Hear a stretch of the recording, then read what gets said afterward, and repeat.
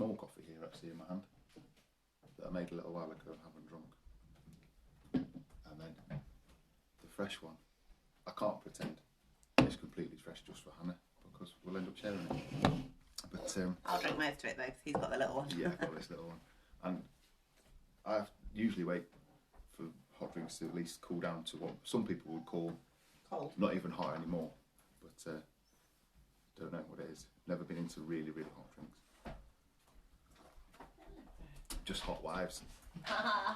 But only this one. So, my usual lack of concentration while I just get the page up so I can see any comments possibly across here, and to share this onto my profile. Yeah, it's not about getting as many shares and things as that as possible. But if you like what we do with these chats and you are happy to share it as we're doing it or whatever, that's cool. Thank you. Hope you have a good weekend. Yeah. It was lovely weather. It's dipped a little bit now. Can still see a little bit of blue sky, but mainly grey. Well, it wasn't as hot. I was seeing all these posts on Facebook about like, even though it's hot weather, you still got to stay home. I was all geared up for Sunday. It's that positivity. For lying out in the garden. Of No. British sunshine automatically equals warmth. It wasn't warm yesterday. If it's 15 degrees and you see loads of guys walking around with their shirt Exactly. Exactly. Didn't seem to be at that level, but it was a nice temperature. It was good for being out and walking and doing the walk that we did yesterday. Yeah, it was. It was really good for that. From the house down to the woods and back up. And the kids were on their bikes and set them a little challenge to get back up a big hill. Oh yeah, we owe them some money now. As it turned out, I'd been helping Levi tidy his room, as in, buddy, there's all this stuff under your bed, this and that, and I found some money under there, and I put it to one side. I hadn't said to him either way, and then when we said we were going to do this challenge, as we set off, I said to Hannah, it's all right, I've got this money ready now, from I found it under his bed. Then he came to us a little bit later on and said, I think you thought you were going to give me the money from under my bed, but I've already put that £1 now into my wallet. Oh, that's cool. That's cool. Turns out it's a different one anyway that I hadn't found. So I've still got this money to give him back. I mean, obviously, maybe I'm doubling up though. I'm doubling up, so it's all good. And Eden, first proper ride on her bike that she's had for a other while. than just round the neighbourhood, it's like her first kind of go out. And she did really with big well. gears, big girl gears. Big gears and the twist gears as well. So they're not the easiest to use if you've got little hands. And she did. Or if you're like me and can't work out that one's supposed to go one way and one's supposed to go the other. That was confusing. And it's one of those things as well. Hannah said to me, which way do you turn these gears? How do you move them? I'm like, I don't know. We just do it. Because I've always done gears on a bike off how it feels. And not really take much attention as it... The professional. Not very professional. It's the same when... I think it's the same when you teach something that you do from a really young age or you find quite easy. You struggle to kind of explain how to do it because it comes so naturally to you. It's like actually horse riding for me.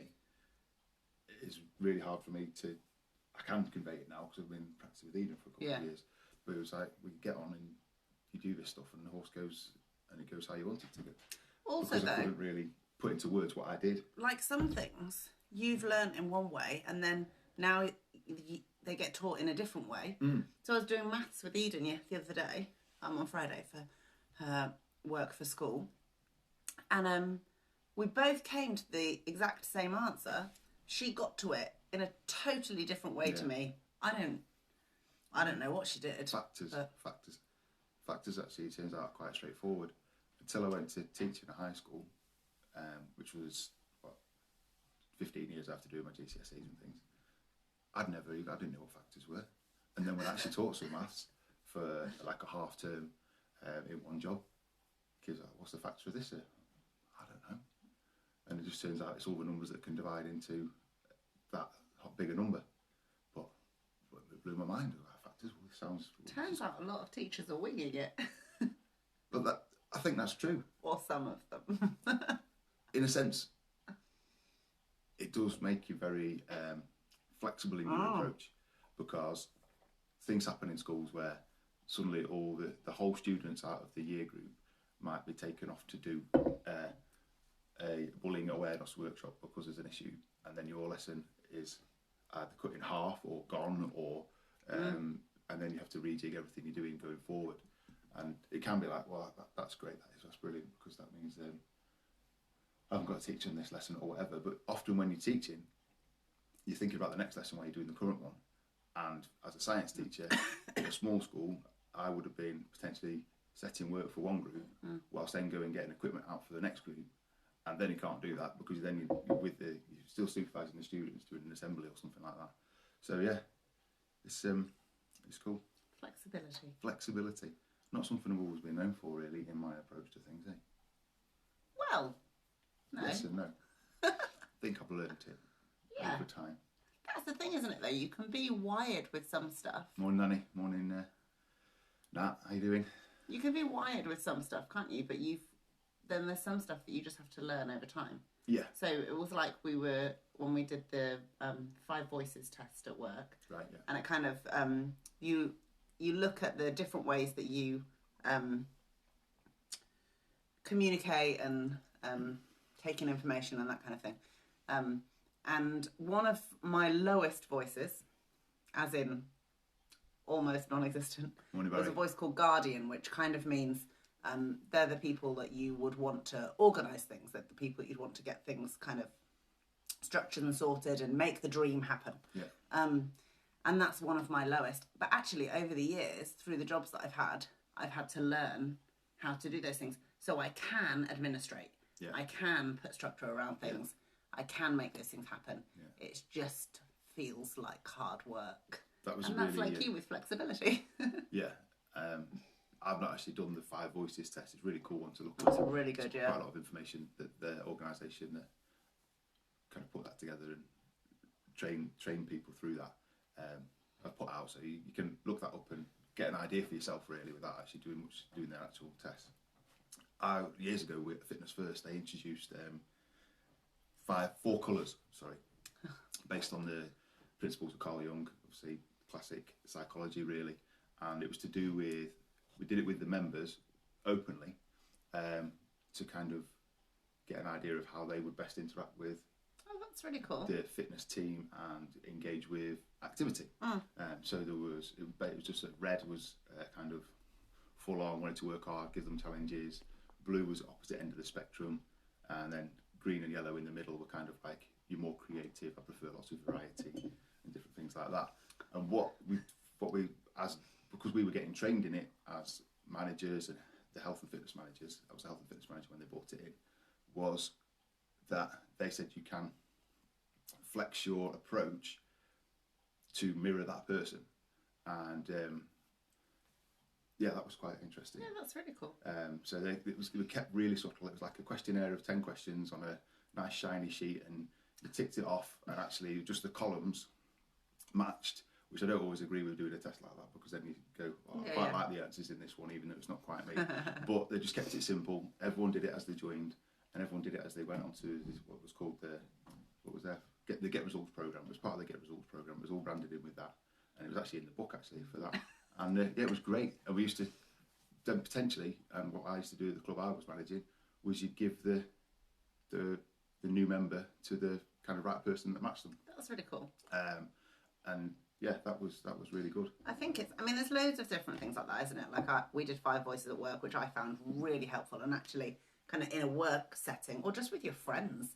Like me and my close group of friends were messaging each other what our top voices were. And then there's a bit of a joke around. No, but just after. Right. But then there's a bit of a joke about kind of how our friendship group fits together and who's got what voices and who keeps each other sane. But it's actually really helpful to have an idea of why you think things. No, not why you think things, but and some of it's ingrained. It's like your natural, your natural inclinations of how you view life, and then subsequently deal with life or do whatever you're doing. Yeah. And so I'll just get a coffee cup for Hannah. There you go, honey. There's this coffee I made for you specially. Okay. And it is very useful in that respect, because it can really help you with your relationships, rather than always wondering why they're acting like that, or why is it this, and it might just be that you're polar opposites around certain things, and then that just you can be flexible in how you then approach things with different people. Our two kids, very different. You can ask them the exact same question in exactly the same way. One will get really upset that you're telling them off, and the other one will be like, "Oh yeah, I'll go crack on and do that," or whatever it is. But even with each other though, like, we worked out fairly early on, I think. Well, maybe not as early as would have been ideal, but that I process externally very quickly. So I want to talk things through. I don't even necessarily want to talk things through. I just want to you need to let me talk. Just let me talk. I'll get it all out. Yeah. I'll work it all out in my head, and then I'm sorted, and it's fine. Mm-hmm. Whereas you need probably a few days sometimes. Depending on what it is, it's probably a few days to really bottom stuff out. Go away. It's all. My usual process is don't think about it at all, because it's just it just brings up too much emotion. What almost, if it's positive or negative, then kind of let it in a little bit at a time, process it, and then come back. And knowing that was helpful, isn't it? Yeah, Hannah's saying about external processing. In the early days of our married life, I just wanted to say, right, stop there. This is what we're going to do. We're going to fix this. This is what it's going to be. And it took, we're talking a good length of time to get to the point of I just need to listen, but listen in a positive fashion. Because if I look like I'm bored listening, then that's sending the wrong signal. Proactive listening. You listen with your whole self. Listen with the whole self. I was trying to do that last night, and I was so tired. This is how he was listening last night. I was literally dropping, and I know it's really bad, but I didn't really sleep much on Saturday night into Sunday morning. Didn't feel like listening, I've got to be honest. I tried my best, but the best wasn't really good enough yesterday. It's one of those days, when, yes, your best is always good enough. No. Sometimes it just isn't. It wasn't. So I think we're going to have to redo the conversation today with me awake and then able to actually respond, or not, because I'm not going to try and fix anything unless there's something to fix. There we go. This wasn't what we were going to talk about this morning, but this is really cool. Well, I think we're all stuck inside together, aren't we? So if we can learn a little bit how each other works, and if that makes it a little bit easier to be together all the time and not bite each other's heads off, then that's got to be a good thing. So highly recommend Five Voices. Off Giant TV. Yeah, I wouldn't even know where to go to get a version of what I looked at. Yeah, but that sounds cool. It is cool. The Enneagram is good. Do you know who? Yes, actually, I was going to say I'll ask Kat, because I asked her ages ago. Did she say Enneagram? Yes. How I could integrate this sort of thing into my business. So if someone starts or inquires about personal training or coaching or whatever it is, MW Fitness Online as it is now, doing some sort of simple process, so that I can, in a sense, best serve them. That's really cool. And what that looks like. And that usually comes through a face-to-face consultation. You get to know someone, and then during the session, how I am with one person will be completely different to how I am with some other people. So if you saw me actually doing a workout with my mate Rich as a client, that probably looks like two obnoxious lads working out in the gym. You and Rich behaving in an obnoxious fashion. Surely. Says no grunting on the wall. Don't care. Okay, that sort of thing. But then Gemma's watching now. That suddenly would be the case when Gemma's having her session. No, I should hope not. It's very, very nice, and we have a lovely time. We chat about things and take the mick out of her brother-in-law to be Joe. But so I think a lot of us naturally do it.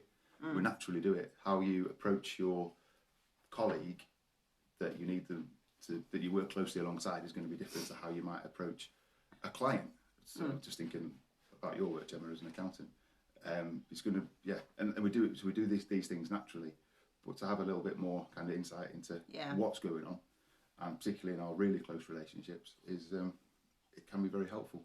So if you've got a little bit of time, look up Five Voices or something similar. We'll try and pop a resource in the comments, and yeah, we'll go from there. Are we going to head off now so we can have that conversation again? No, we've got things to do this morning. We're going to have this conversation around about, well, what time's yours starting? What time are you working? 8:30. Yeah.